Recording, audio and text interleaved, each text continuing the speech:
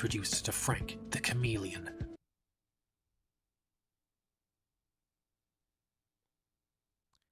There's no way. There is no way. Hey man, I'm about to write a book. There's no way he sold this. Bro, just 3 of the hundreds of disguises I adopted, bro. Like the same person in every picture. And just because you have glasses does not mean it's a disguise. Who are you, Superman? Right here, sit down, right there, don't go nowhere, little baby gon' shake that, little baby gon' shake that, little baby gon' shake that, little baby gon' shake that, shake, yeah, I like that, bring that, right here, sit down, right there, don't go nowhere, say yeah, I like that, bring that, right here, sit down, right there. What's the whole up? For years, the rumors have circulated. Those with an ear to the ground have heard fantastic tales of an invisible organization that sponsors an international, no-holds-barred tournament, pitting dedicated martial artists of all arts against each other in bare-knuckle kumite. CM Punk. What the hell? In November of 1980, Black Belt magazine published Kimpo, if it works, use it. I guess, my guy. Mantis Kung Fu, Deadly Self-Defense. Kata, the ultimate training method. an article with a little-known karate instructor How to win at breaking contest. Like break dancing? Or like breaking boards. Probably breaking boards, but teach me how to break, bro. called Kumite, a learning experience. The first sign that this was not your run-of-the-mill interview was the disclaimer that while Black Belt felt confident running the article, they were unable to verify many of the details of the instructor's fantastical tales. Tales of shadowy organizations that, once every 5 years, held a top-secret, invitation-only, bare-knuckle competition to determine who the world's deadliest martial artist was. Like, how am I supposed to believe any of this? A lot of people liken it to a human cockfight. You've got to understand that Asia is lined with one secret society after another. And that's probably why the event has been kept secret for so long. Fights could be won only by submission, KO, or death. That little-known instructor's name was Strength Fighter. No, wait, shit, it was Dukes. It was Frank Dukes. The article was the world's introduction to what Frank called the Kumite. The word Kumite is Japanese and generally translates to sparring. But in the topsy-turvy world of Frank Dukes, Kumite means roughly 1,170 people beating each other senseless over the course of 3 days In layman's terms, hands. in a top-secret, illegal, no-holds-barred fight to the death. The Black Belt article contains more wild inaccuracies than the average Steven Seagal shootout. At one Bro, that man Steven Seagal just be throwing bullets. He wasn't even aiming at nobody. point, they a top-secret, illegal, no-holds-barred fight to the death.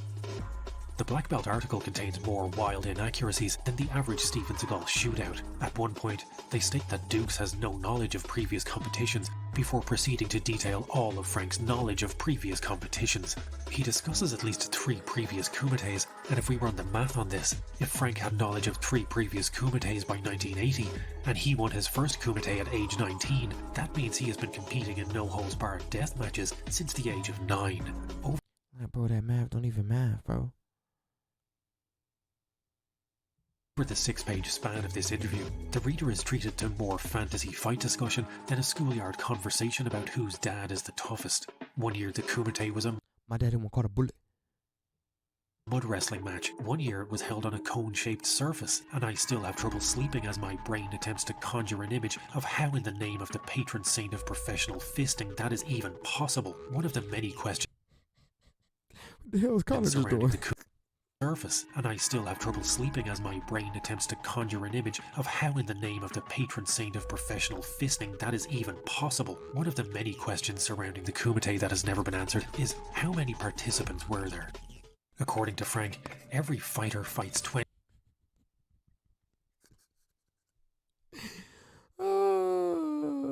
I'm childish. He put Comite though. He put Comite though. 20 matches per day. and 3 matches are happening at all time. Every time a fighter loses, he exits the competition, so using what we know, how many competitors are there? Wait, everyone fights 20 times per day.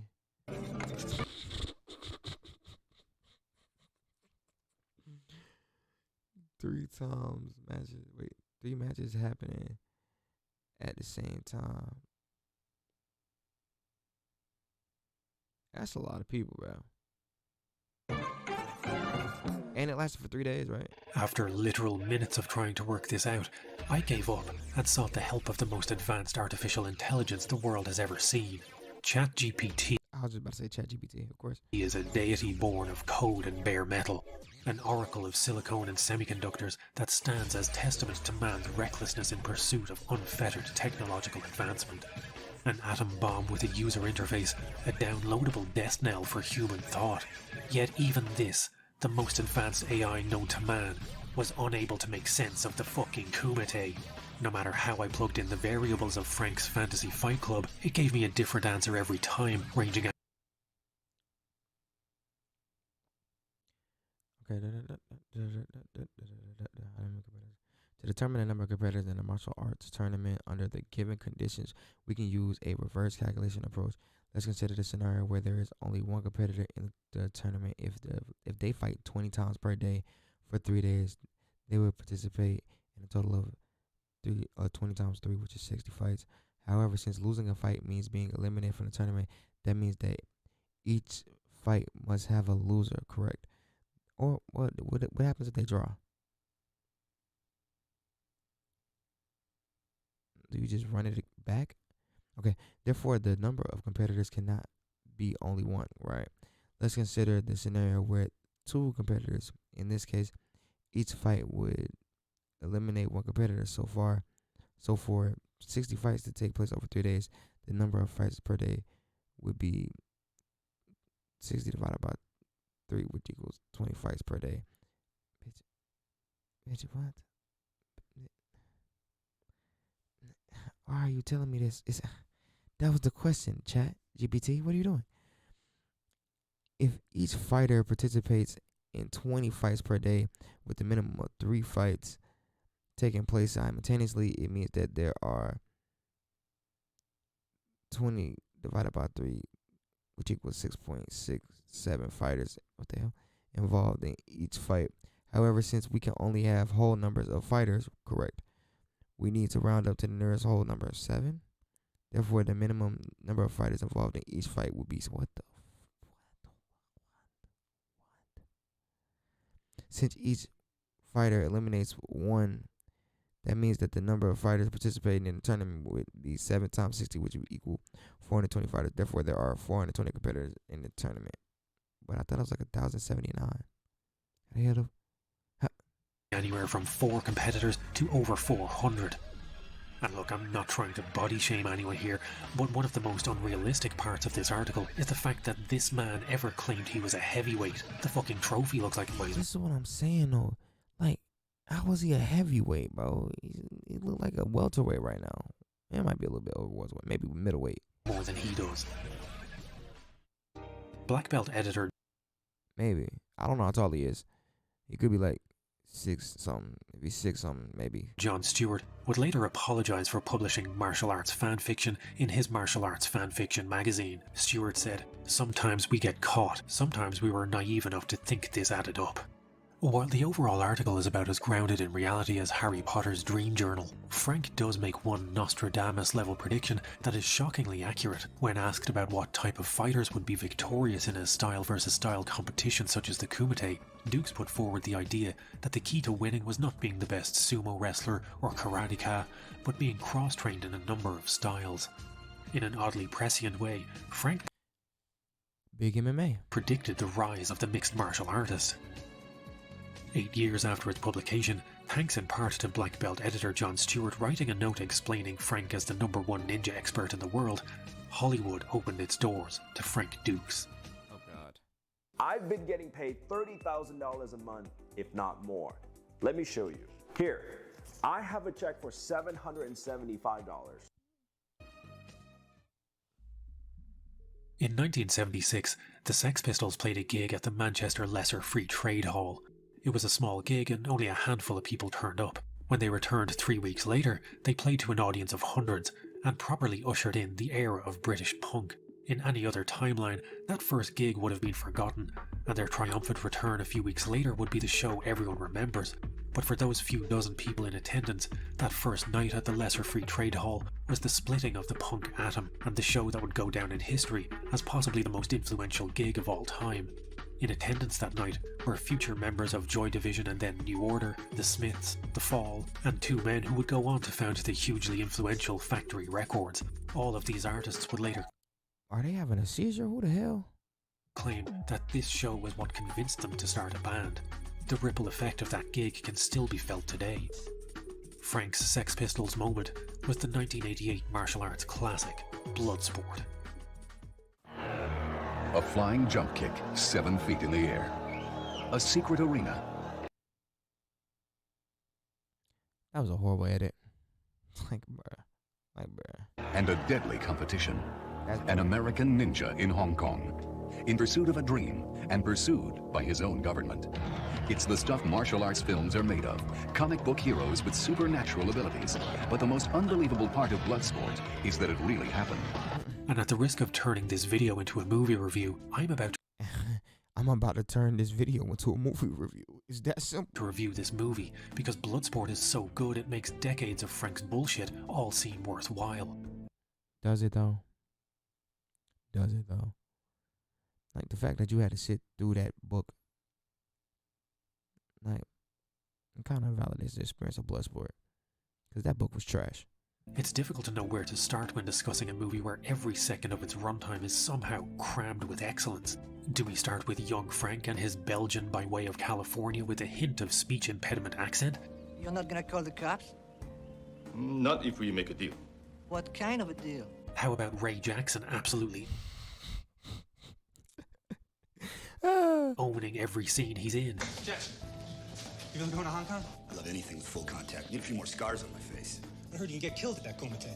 Only if you fuck up. That's a great mentality. Okay, USA. USA. Maybe the scene where Frank and Ray play 80s arcade game Karate Champ. Or maybe this guy. I don't know who he is, but he's clearly the Boba Fett of Bloodsport. He doesn't do much, but just look at how fucking cool this guy is. And what about this lovable rogue? What's the whole up? What's the whole up? He funny. Bloodsport is a thorough retelling of Kumite, a learning experience, and was directed by Sheldon Lettich, who previously worked with Frank on the short movie Firefight. Sheldon said of Bloodsport, "I had known Frank for a number of months before I came up with the idea for Bloodsport. Frank told me a lot of tall tales, most of which turned out to be bullshit. Stories about participating in this so-called Kumite event sounded like a great idea for a movie. Bloodsport is corny, it's badly acted by almost everyone involved, and its fight scenes do not hold up well in an era of John Wick doing Sambo on the back of a horse or whatever. But nonetheless, Bloodsport remains one of the best martial arts movies of all time. And in all seriousness, I just need to point out how much I absolutely love how grimy and oppressive the aesthetic of this movie is. Filmed on location in Hong Kong, it's one of the few movies to ever record scenes inside Kowloon Walled City before it was demolished in 1993. Every scene filmed there is strikingly brutal, and its visual influence can be seen in everything from Ghost in the Shell to Oh my god. Beautiful. But the animation of Ghost in the Shell though. Call of Duty Black Ops. Like there's no way. Okay.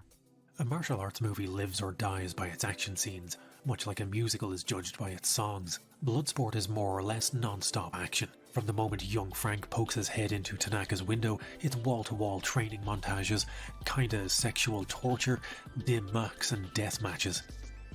The foil to Frank's all-American good guy, despite being a Canadian portrayed by a Belgian, is Chong Li. Frank insists Li is He is huge. based on a real person who killed 6 people in one kumite. And can Bro, why is he not blinking, bro? I'm scared, bro. we just take a second to appreciate Oh, you that have to blink, bro. Bolo Young, who played Chong Li, was 53 at the time. 43. Still huge. That Look man is jacked. It's over and under on steroids. I'm taking it over. This absolute unit. That's crazy. For contrast, here he is in Enter the Dragon 15 years earlier. I should have took the under. Looking virtually identical. What the hell? For a film that garnered such a Oh, he just naturally like that. vast and dedicated following, Bloodsport was shockingly not particularly well received. Even today, its Metacritic score is a dismal 29. Out of what though? 50? I mean, it ain't that bad of it. If it's out of 50, that ain't that bad. I'm sorry. Now, if it's out of 100, that's horrible. Wait.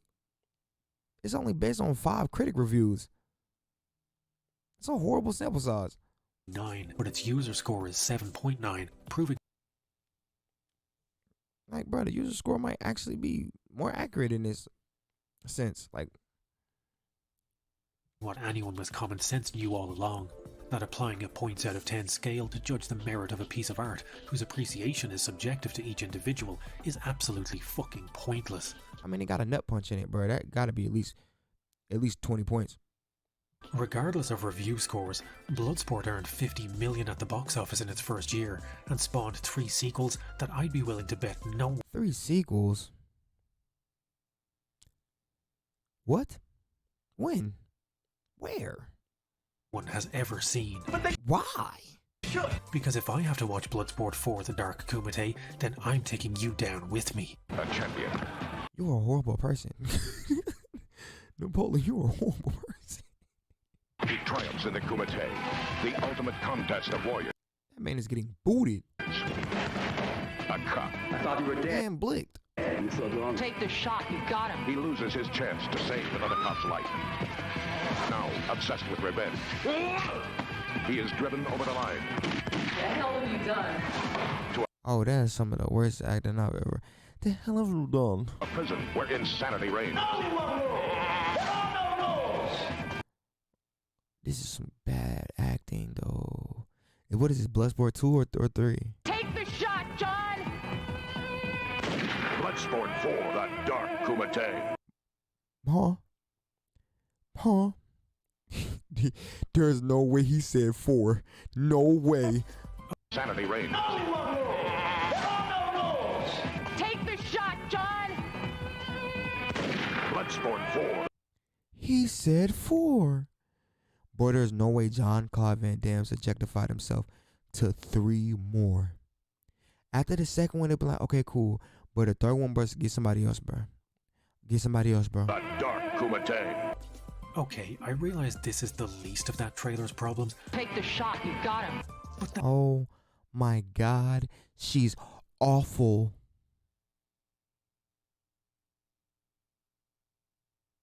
That subtitle, The Dark Kumite? Really? The first Kumite had enough bodies at the end to fill a mass grave. How the fuck is it getting any darker than that?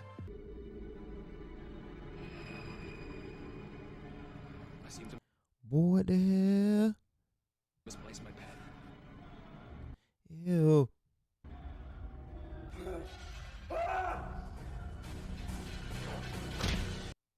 He just kicked a pin through that man's head. Oh, I guess that's how. Sequels Well, damn.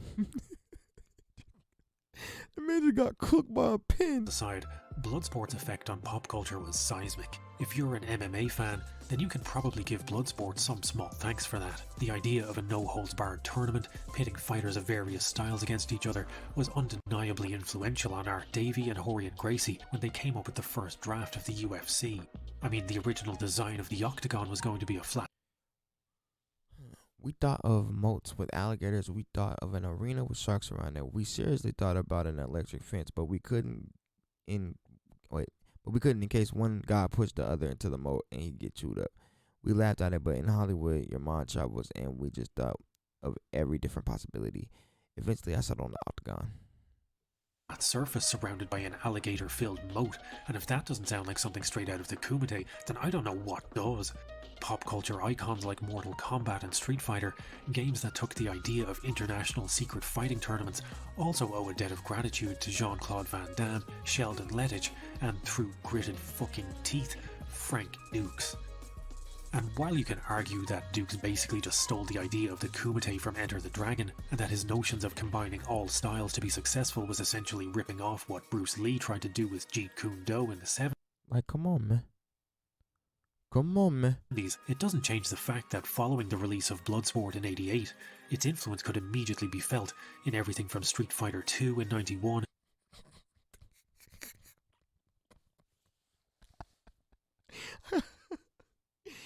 Yo, Carter look crazy. to the UFC Doe in the 70s. It doesn't change That is a GOAT clip. the fact that following the release of Bloodsport in '88, its influence could immediately be felt in everything from Street Fighter II in '91 to the UFC in 1993. Some of the greatest fighters of all time also cite Bloodsport as their gateway to martial arts. GSP, Anderson Silva and Bas Rutten to name but three. One of the hardest pills to swallow in all of MMA is that an alternate timeline exists where Frank Dux decides no one will ever buy this bullshit story about the Kumite, cancels his interview with Black Belt, and GSP grows up to become a paleontologist instead of a mixed martial artist. No way. That would have been horrible. Shout out to Frank. That would have been horrible. Movie Frank would go on to win the Kumite, avenge Senzo's honor, bone the ubiquitous love interest, and return to whatever top-secret espionage duties the army normally assigns to a sweaty-palmed 19-year-old. But not before we're treated to this screen. And for most people, this freeze frame provided near-fatal tonal whiplash. In a twist worthy of Shyamalan, Bloodsport goes from hokey martial arts movie to biopic in a split second, a move that is roughly as Like, bruh, I saw a rap cap. shocking as the end of the Terminator 2 director's cut.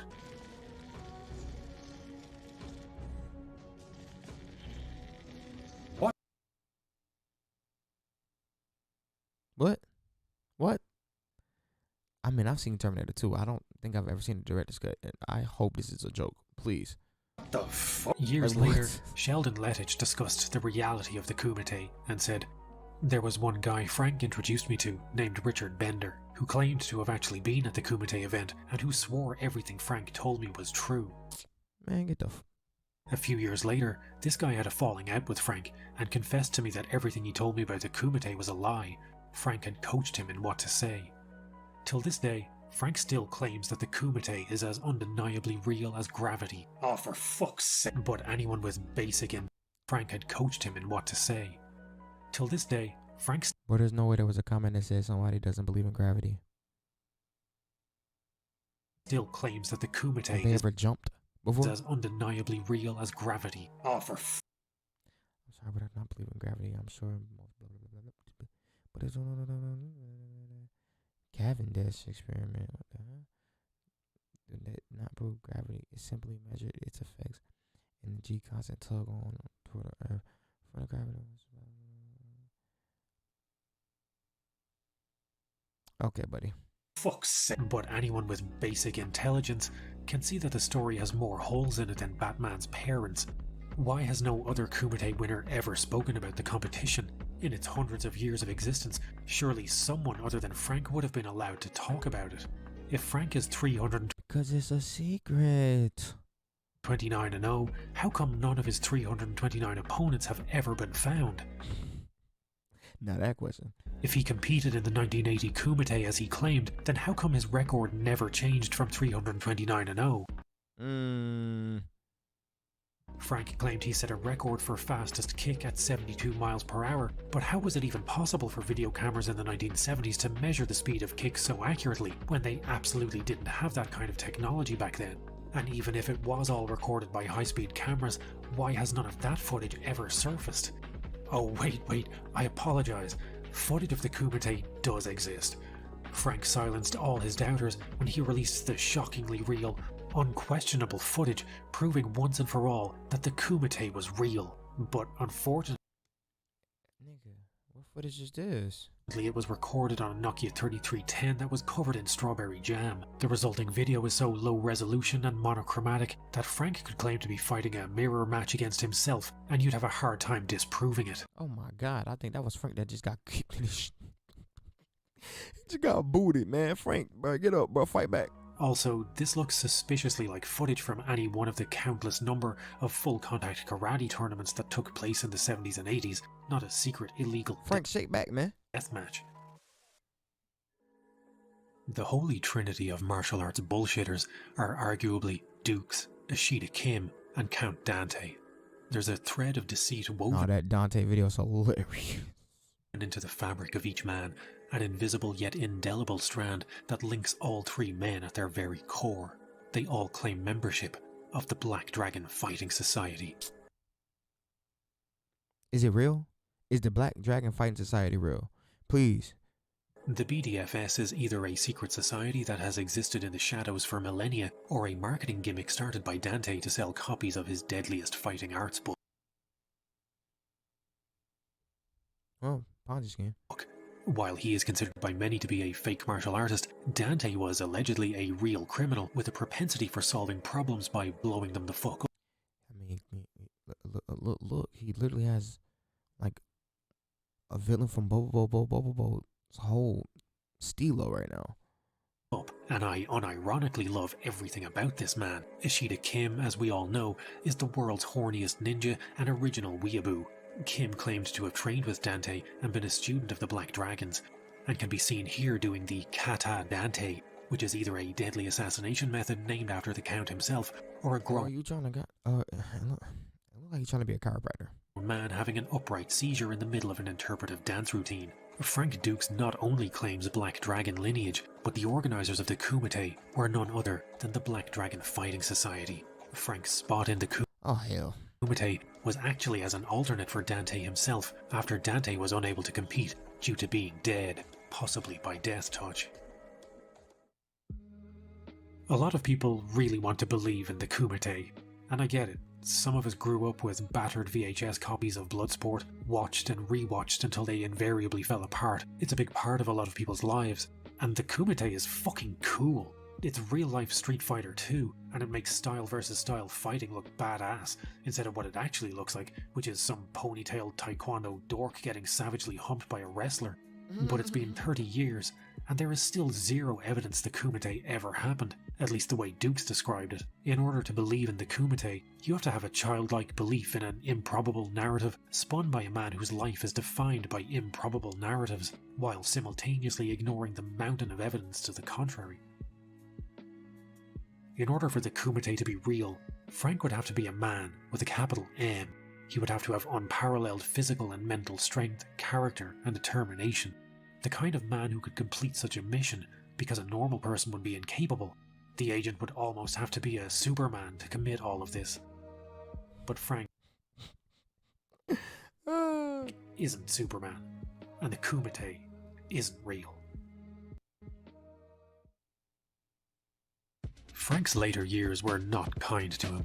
His martial arts career arguably peaked in 1993 when he did a live performance in Bercy Stadium, France. There, thousands of French people flushed money right down the toilet after what a waste of good Jack Daniels. They paid to watch him smash bottles that seemed suspiciously like sugar glass and punch his way through bulletproof glass. The downward spiral began later that year when Dukes was assaulted by former UFC heavyweight Zane Frazier at a martial a real heavyweight arts convention. Despite Frank spending years training blindfolded in order to detect attacks from any angle, somehow a man who is 6'6" and 230 pounds snuck up behind him and how you get snuck up on by someone 6'6" and you the ninja? sucker punched him. And while the idea of Frank's ninja training being completely useless in the exact scenario it was designed for is pretty hilarious, it was nevertheless a serious assault that Dukes claimed did lasting damage to him. And it shows in my medical conditions. I had I have 4 square indentations in my skull for being hit with brass knuckles. In Frank's version of the story, what'd you do to him? Frazier jumped him with a gang of UFC fighters who ultimately all got their asses kicked by Dukes, because of course they did. The CCTV cameras captured it. The CCTV cameras captured me fighting off 4 top fighters of the UFC. I won't mention their names. Regardless of how it went down, the resulting injury forced Dukes to undergo a brain scan, the results of which were no laughing matter. Frank discovered he had been living with multiple brain tumors. Oh, so he really did have tumors. Dukes even claimed that he wrote The Secret Man because he wasn't expecting to survive and wanted to get his 100% true life story out there before he died. Frank did survive, but not without significant cost. He was blinded in his left eye and suffered Oh, that's why he got the eye patch. facial paralysis and memory loss. To further compound the fall of Frank, in 1994, his house was destroyed by an earthquake, and to add insult to injury, his wife left him. And in one of the most tragic bromance breakups since the dissolution of Mikolobov, Frank sued former friend and Bloodsport star Jean-Claude Van Damme. What? For breach of contract over writing credits for the Van Damme movie Chex Quest. Sorry. Huh? The Quest. Dukes and Van Damme had been friends since Bloodsport in '88. Frank was even dating Van Damme's sister-in-law. But Dukes lost the court case, and then lost an appeal, and the hottest martial arts power couple, Van Dukes, ceased to exist. But in his most unforgivable act, Dukes was allegedly offered 25 grand to assassinate Steven Seagal, and he didn't take the job. Of course not, bro. Steven Seagal with that. You seen how we was just shooting a few clips ago? He can hit you without even shooting at you. Well, I'm sorry to hear that. I'd be willing to concede that, had Dukes performed a successful hit on legendary blues musician and dancehall icon Seagal, he'd be a celebrated figure in the martial arts community, and we'd all be a lot more accommodating of his tales of the Man, what the hell Steven Seagal be doing out there? The Kumite.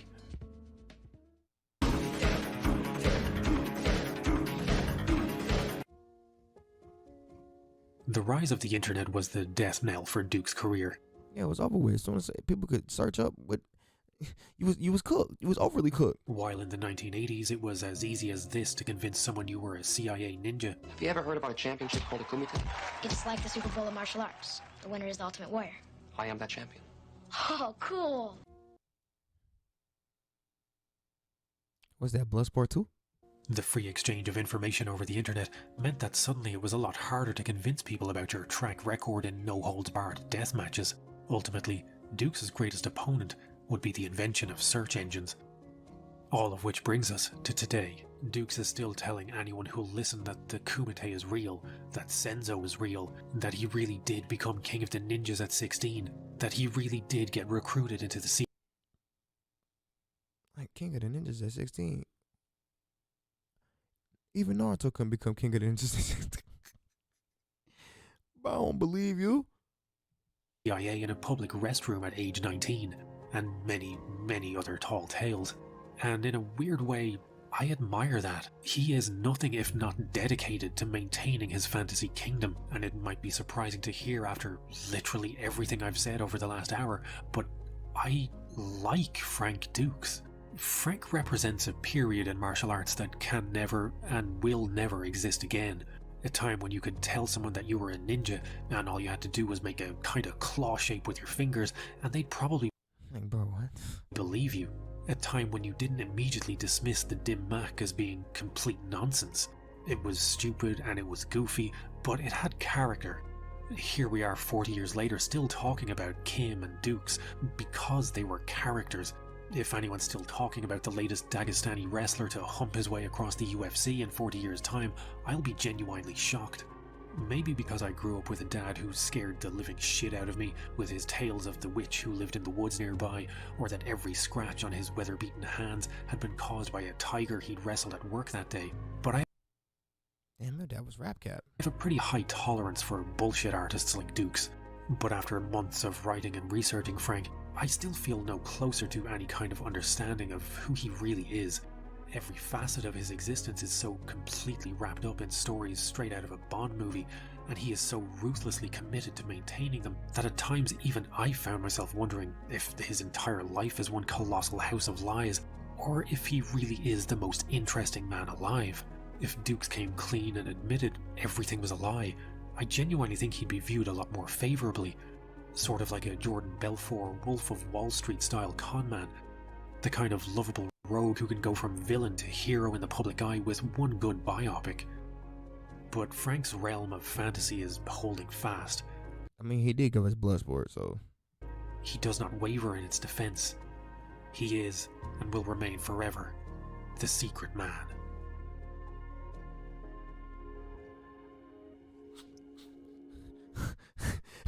Why would you put that at the end, bro?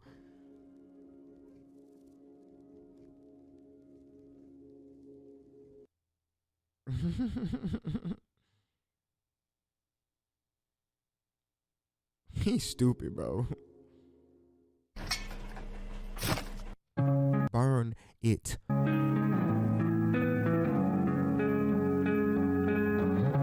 Good video, man.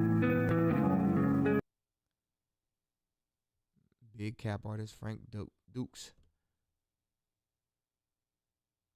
I'm about to go watch Bloodsport. I'll catch y'all later. I'm in Cabo, can't stop, I'm booked to live to come. All this pain got me feeling the count. See this game turn me into a monster. I'm in Cabo, can't stop, can't stop. Ay, all that pain got me feeling jaded. Many Uchi road when to make it. Still plugged into the mix, but lagging out before the update. Drop back in different towns, same location. Stuck in an infinite cycle, life feeling like a recycle, always recycle. Scripted just like the Bible. God up from survival, while y'all too worried about praising false idols.